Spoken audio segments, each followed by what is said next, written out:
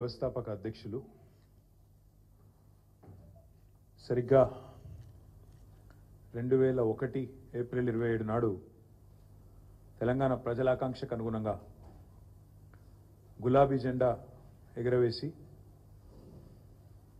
ఉద్యమాన్ని మలిదశ ఉద్యమాన్ని మలుపు తిప్పిన మహానాయకుడు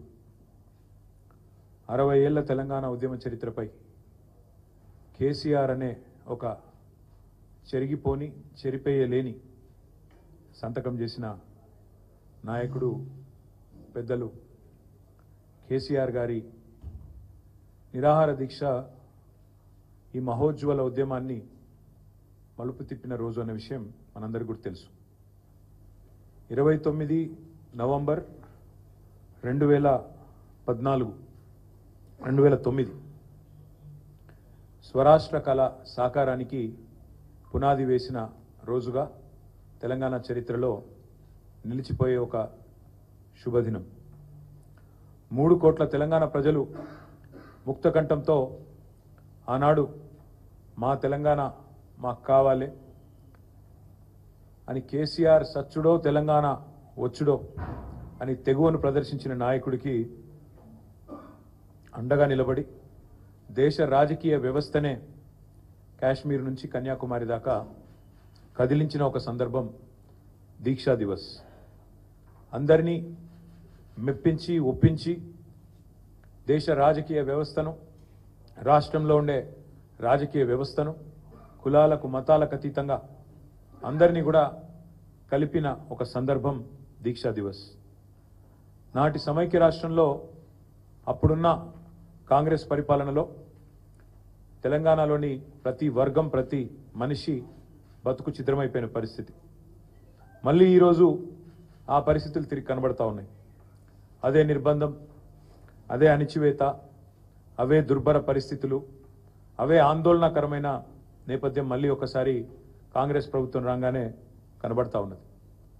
నాడు ఢిల్లీ మెడలు వంచి తెలంగాణ సాధించిన కేసీఆర్ గారి స్ఫూర్తితో నేడు మళ్ళీ ఒక్కసారి 2 ఢిల్లీ పార్టీల మెడలు కూడా వంచక తప్పని పరిస్థితి తెలంగాణలోని ప్రతి పౌరుడికి కూడా ఉన్నది.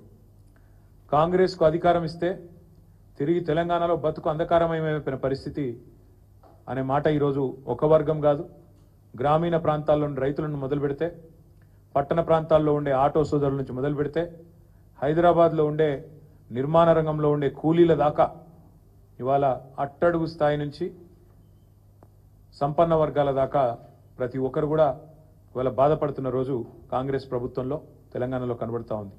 అందుకే ఈ దీక్షా దివస్ నుండి స్ఫూర్తి పొంది 15 ఏళ్ల కిందట కేసీఆర్ గారు ఎట్లయితే ఆనాడు తన సంకల్ప బలంతో అందరినీ కూడా ఒప్పించి మెప్పించి అందరినీ కలిపి ఏ రకంగానైతే ముందుకు పోయినామో అదే పద్ధతిలో కాంగ్రెస్ కబంధ హస్తాల నుండి 4 కోట్ల తెలంగాణ ప్రజలను కాపాడుకోవడానికి మరో సంకల్ప దీక్ష కూడా చేపట్టాల్సిన తరుణం ఆసన్నమైంది.